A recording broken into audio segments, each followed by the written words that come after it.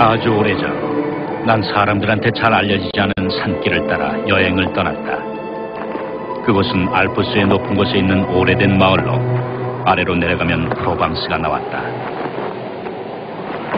1200m쯤 올라가자 처음 눈앞에 나타난 것은 황무지였다.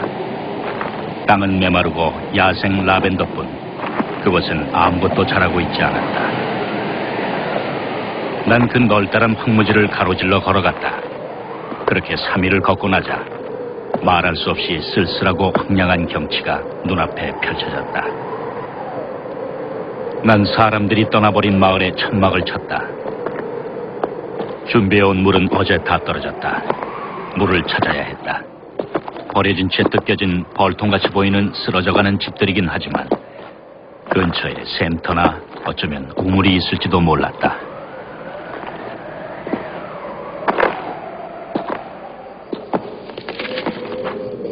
샘터가 보였다.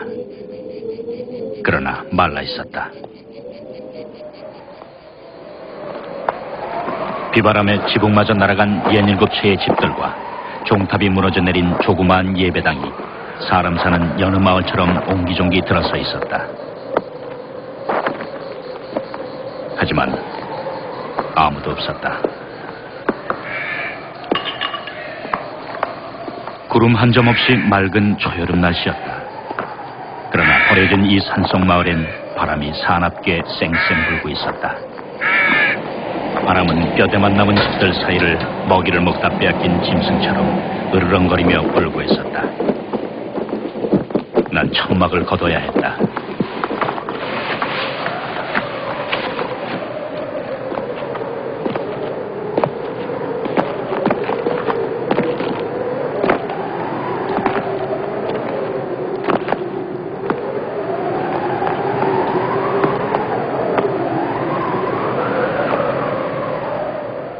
다섯 시간이나 걸었지만 어디에도 물은 보이지 않았다.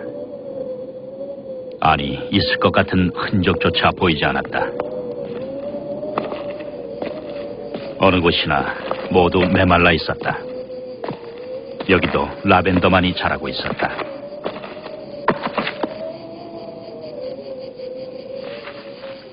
그때 저 멀리서 뭔가가 눈에 들어왔다.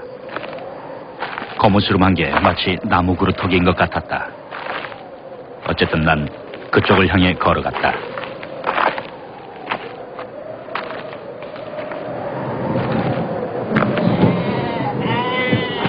양치기였다. 곁에는 30마리쯤 되는 양들이 마른 풀 위에서 쉬고 있었다.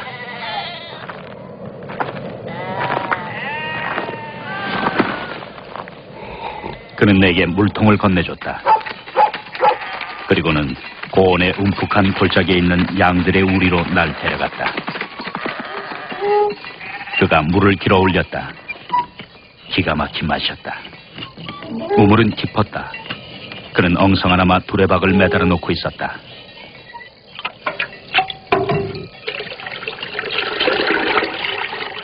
그는 말이 없었다. 혼자 사는 사람들이 대부분 그렇듯이. 그러나 왠지 자신감에 차 있는 사람이란 느낌이 들었다. 하지만 황량한 그곳에선 어쩐지 이상하게 느껴졌다. 그는 오두막이 아니라 돌로 만든 집다운 집에서 살고 있었다. 벽을 보니 그가 이 집을 다시 세우느라 얼마나 고생했는지 알 것 같았다. 지붕은 아주 튼튼해 보였다. 그 위에선 바람소리도 밀려온 파도처럼 잠잠해졌다.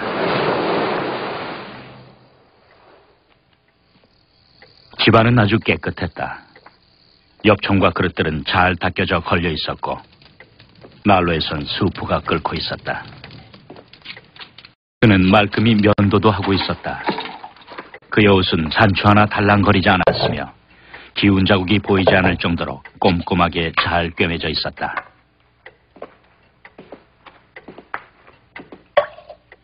그는 내게 수프를 나눠줬다.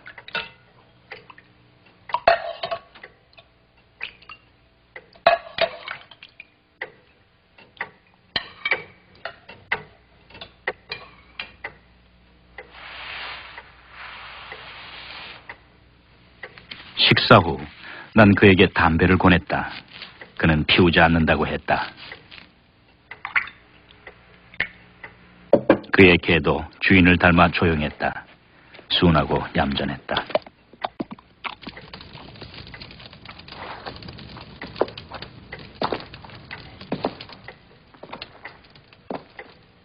그는 내게 하룻밤을 묵도록 해주었다.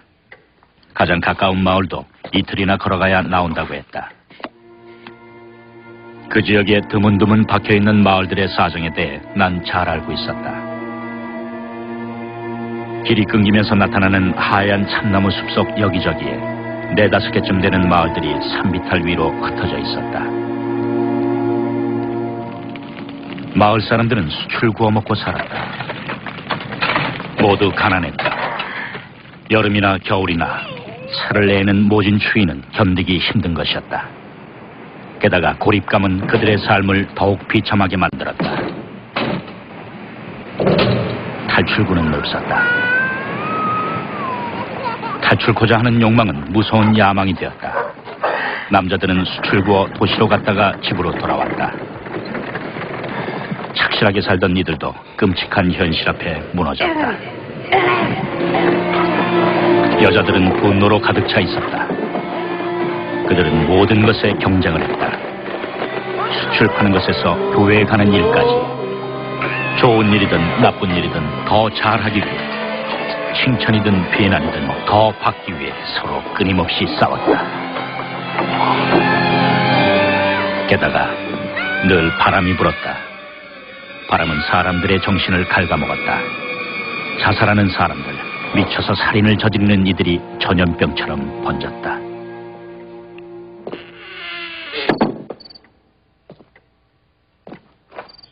담배를 안 피우는 양치기는 조그마한 자루를 가져오더니 도토리를 한가득 쏟아놨다. 그는 그걸 하나하나 꼼꼼하게 살피면서 좋은 도토리와 나쁜 도토리를 가려내기 시작했다. 담배를 피우고 있던 내가 도와주겠다고 했지만 그는 자신의 일이라고 말했다. 하긴 그가 그처럼 꼼꼼하게 가려내는 걸 본 난 더 이상 고집을 부리지 않았다. 우리가 만나 처음으로 나눈 대화였다. 쓸만한 도토리가 웬만큼 모이자 그는 그걸 10개씩 나눴다.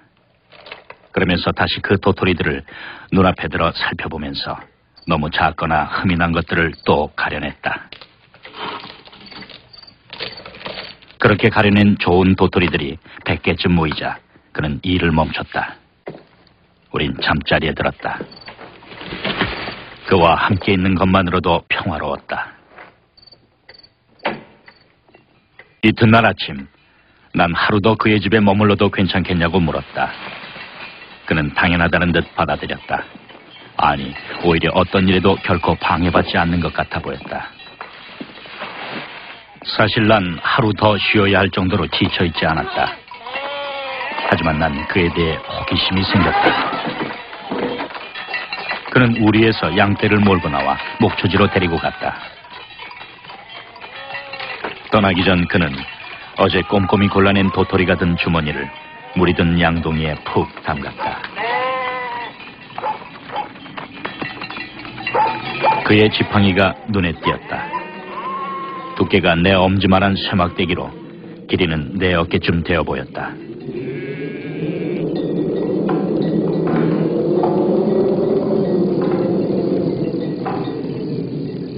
난 느릿느릿 산책하는 척하며 그의 뒤를 따라갔다.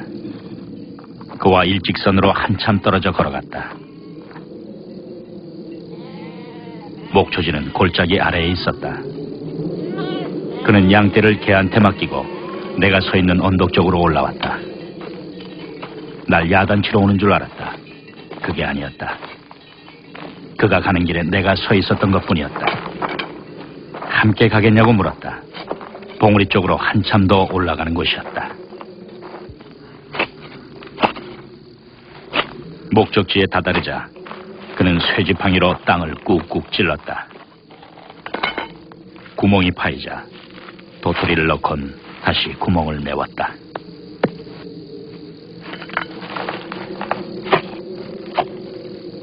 참나무를 심고 있었던 것이다.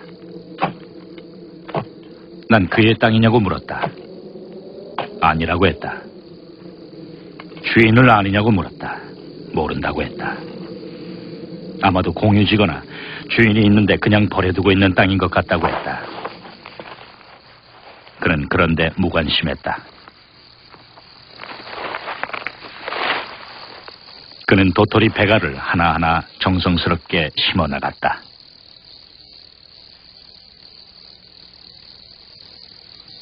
점심을 먹고 나서 그는 다시 도토리들을 가려내기 시작했다.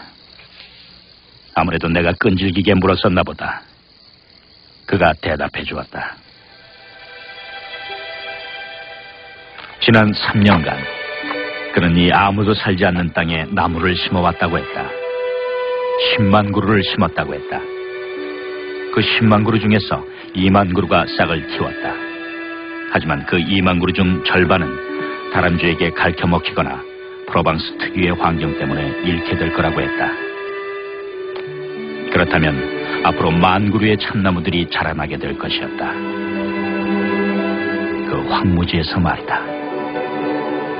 난 그의 나이가 궁금해졌다. 50은 확실히 넘어 보였다. 55이라고 했다. 그 양치기의 이름은 엘제아르 부피에였다. 그는 산 아래서 농사를 지었었다. 그게 인생 전부였다. 그는 하나뿐이었던 아들과 아내를 잃었다. 그 후 이 외진 곳으로 들어와 양떼와 개와 함께 조용히 살아가는 걸로 만족하고 있었다.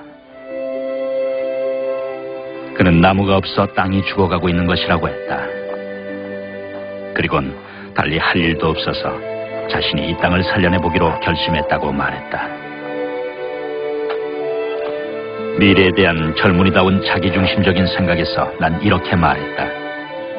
30년 안에 이 1만 그루의 나무는 아주 커다란 숲을 이루게 될 거라고. 그는 담담하게 말했다. 앞으로 30년을 더 살게 된다면 이 1만 그루 따윈 바닷물에 떨어뜨린 물 한 방울에 지나지 않을 정도로 더 많은 나무를 심어 나갈 것이라고.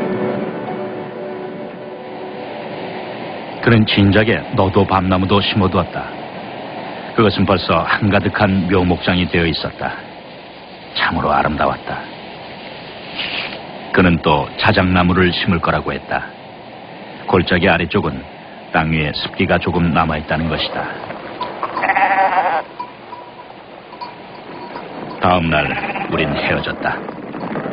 이듬해인 1914년 1차 세계대전이 일어났다. 난 전쟁터에서 5년을 보냈다. 병사였던 난 나무에 대해 생각할 겨를이 없었다.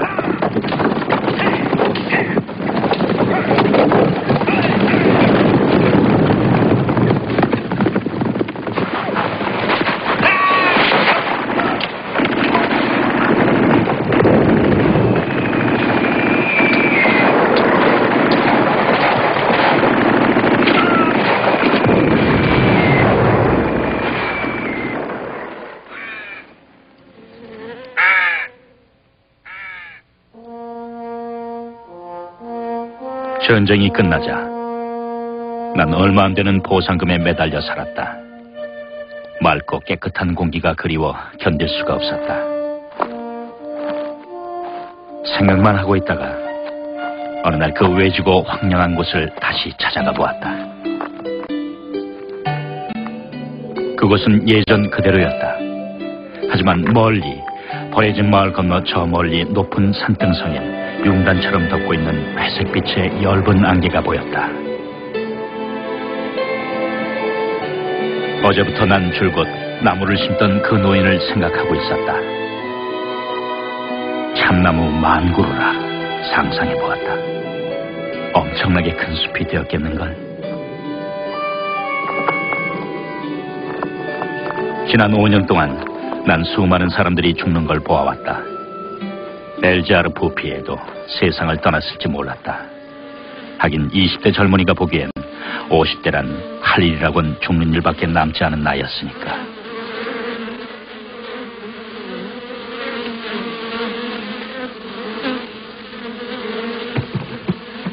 하지만 그는 하는 일도 그대로였다. 양은 4마리밖에 안 남았지만 대신 벌통을 100개 이상이나 치고 있었다. 그는 양들이 나무에 피해를 줘 팔아버렸다고 했다. 전쟁도 그를 막지는 못했다. 그는 조용히 나무만을 심어왔다는 것이다. 1910년에 심었던 참나무들은 10년이 지난 지금 노인이나 나보다도 크게 자라 있었다. 난 그 멋진 모습에 넋을 잃고 말았다. 여전히 그는 말이 없었다. 우리는 하루 종일 아무 말 없이 숲속을 거닐었다. 세 구역으로 이루어진 숲은 가로가 1100km, 세로는 3km쯤 됐다. 아무런 기술이나 기계의 도움 없이 오직 양치기 노인의 영혼과 손에 의해 이런 숲이 이루어진 것으로 보아 이 노인은 하느님만큼이나 능률적으로 일할 줄 아는 사람임이 틀림없다는 생각이 들었다. 그는 자신의 꿈을 이뤘다. 내 어깨 높이로 자라난 끝없이 널리 펼쳐져 있는 너도 밤나무들이 바로 그 증거였다. 참나무들은 단단해서 다람쥐들의 이빨을 잘 견뎌냈다. 이 숲을 없애려면 프로방스에 넘는 회오리바람이라도 불어야만 할 것 같았다. 그는 자그마한 5년생 자작나무 숲으로 날 데려갔다. 내가 베르당에서 싸우고 있던 1915년에 심은 것들이었다. 땅 표면에 습기가 있을 거라고 그가 생각했던 바로 그곳에 심어져 있었다. 자작나무들은 마치 아이들처럼 부드럽고 씩씩했다. 숲은 자연의 순리를 따라 자라고 있는 것 같았다. 그는 걱정하지 않았다. 그저 꾸준히 나무만을 심을 따름이었다. 마을을 거쳐 아래로 내려가자 물이 흐르고 있는 것이 보였다. 언제나 메말라 있었던 시내였다. 그것은 내가 이 산에 올라와 본 것 중 가장 소중한 숲이 내린 선물이었다. 아주 오래전 이 시내에는 물이 가득 흘렀었다. 앞에서 말했던 그 비참한 마을들엔 아직도 로마 시대 마을의 유적들이 남아있었다. 그곳을 발굴하던 고고학자들은 낚싯바늘을 발견했다. 하지만 20세기 사람들은 물을 얻기 위해 무언가를 짓거나 만들어야만 하게 되었다. 바람은 시들을 널리 퍼뜨렸다. 시냇물이 흐르기 시작하자 버드나무가 갈대가 초원과 들과 꽃들이 살아나기 시작했다. 하지만 변화는 아주 서서히 일어나 마치 늘 그래왔던 것 같았다. 산토끼나 멧돼지를 잡으러 들어왔던 사냥꾼들도 어린 나무들이 울창하게 자라고 있는 것을 보았다. 하지만 그들은 땅이 부리는 변덕일 뿐이라고 여겼다. 그래서 노인의 숲은 그대로 있을 수 있었다. 사람이 한 일이라는 걸 알았다면 그대로 두지 않았을 것이다. 하지만 대체 누가 의심했었겠는가? 마을 사람들이나 관리들 중 그 누가 이렇듯 고집스럽게 선한 일을 하는 사람이 있을 거라고 상상했겠는가?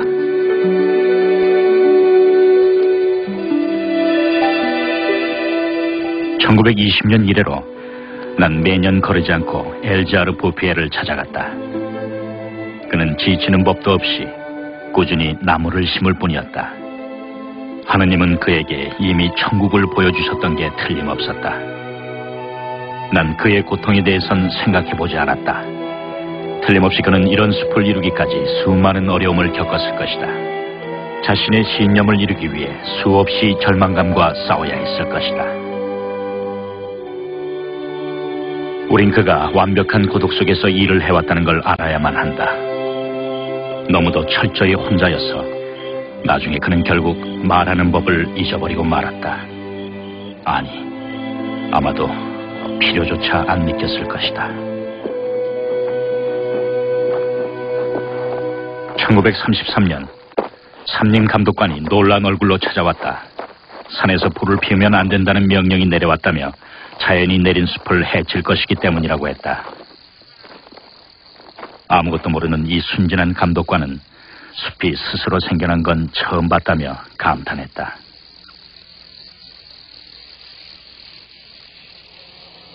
(1935년엔) 정부 관리들로 이루어진 대표단이 자연이 내린 숲을 조사하기 위해 찾아왔다.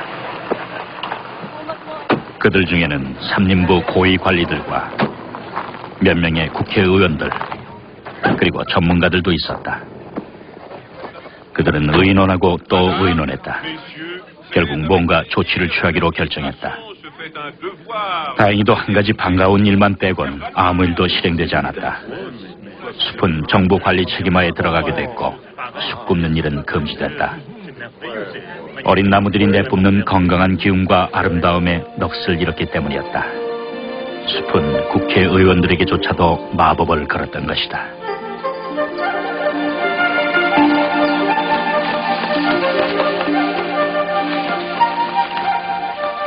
그 정부 대표단 관리 중 내 친구 한 명이 있었다.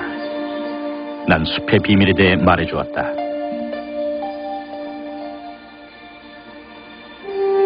일주일쯤 지나 우린 엘자르 부페를 찾아 산 위로 올라갔다. 그는 일에 몰두해 있었다. 대표단이 들렸던 곳에서 20km쯤 떨어진 곳이었다. 내가 짐작했던 대로 친구는 노인이 하는 일의 소중함을 알아차렸다. 난 노인에게 갖고 간 달걀을 건넸다. 우린 함께 점심을 먹었다. 그리고는 한참 동안 아무 말 없이 주위 경치를 바라보기만 했다.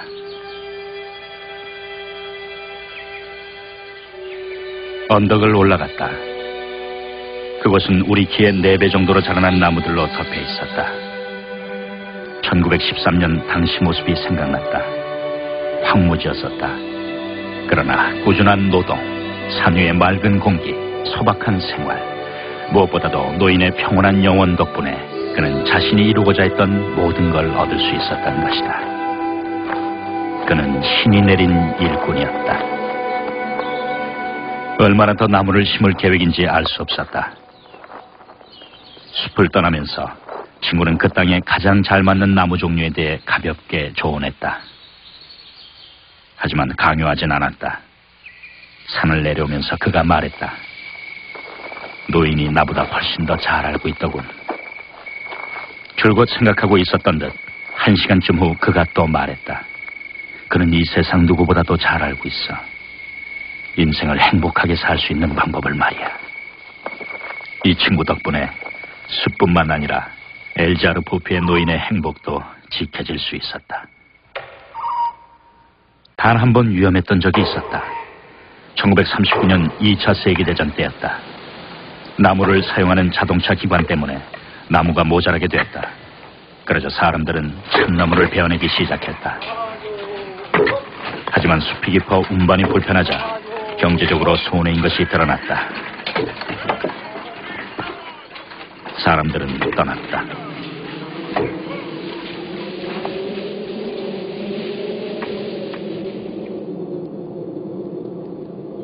하지만 노인은 아무것도 몰랐다.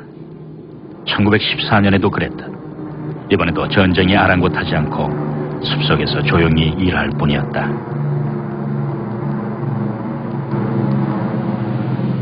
(1945년 6월) 난 마지막으로 엘자르 부페를 봤다.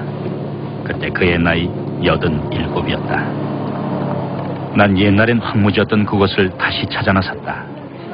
전쟁이 남기고 간 혼란에도 불구하고 그곳엔 듀랑 골짜기와 산 사이를 오가는 버스가 있었다. 버스가 너무 빨리 달려서 그런 탓인지 내가 옛날에 처음 왔을 때 걸었던 길을 더 이상 알아볼 수가 없었다. 마을 이정표를 보고 나서야 비로소 그토록 황량했던 바로 그곳에 내가 와 있다는 사실을 깨달았다.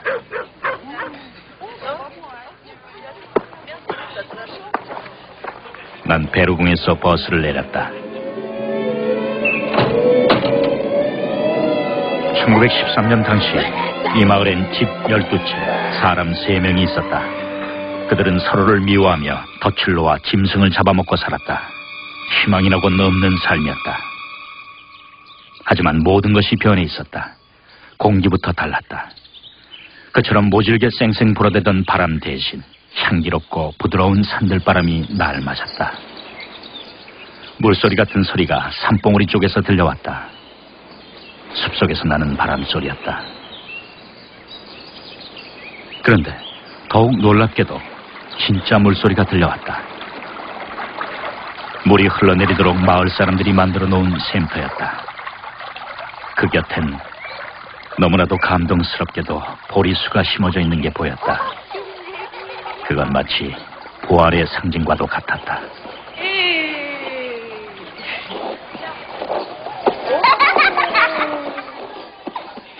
베르공 여기저기 재건을 꿈꾸며 마을 사람들이 시작한 일들이 눈에 띄었다.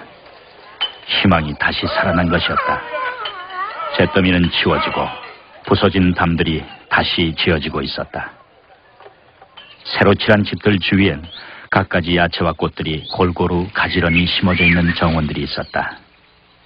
양배추와 장미, 금어초와 백합, 샐러리와 아네모네가 함께 있었다.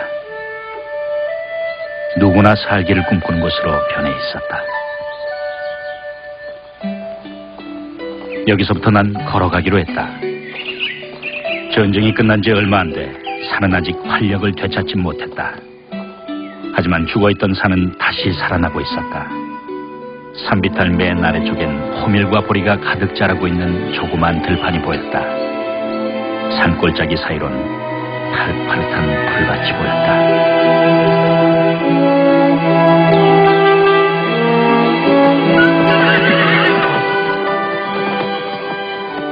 이로부터 8년 후 산 전체는 자연이 선사해준 건강한 생명력으로 넘쳐 흘렀다.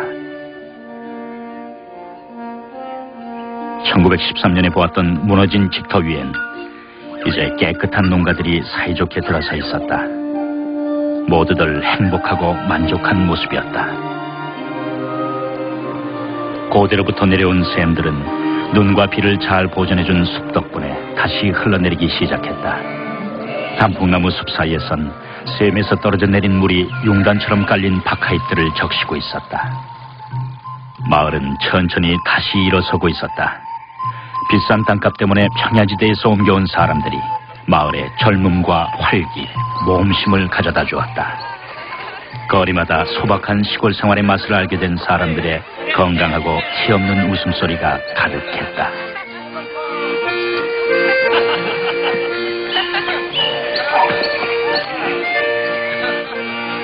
옛날부터 이곳에 살아왔지만 지금은 새 사람처럼 달라진 마을 사람들과 새 이주자들까지 합치면 10,000명 이상의 사람들이 엘자르 부피의 덕분에 행복을 되찾은 것이었다. 자신의 영혼과 몸 밖에는 아무것도 없었던 한 남자가 그 황량했던 대지를 이런 약속의 땅으로 바꿔놓은 걸 생각하면 그의 인생은 너무나도 멋진 것이었다. 이 모든 걸 가능케 한 그의 신념과 인내, 그리고 아낌없는 영혼을 생각할 때마다 내 가슴은 그 노인을 향한 말할 수 없는 존경심으로 가득 차오른다. 그는 오직 10만이 해낼 수 있는 일을 스스로 해냈던 것이다. 엘자르 부페는 1947년 반홍에서 평화로이 눈을 감았다.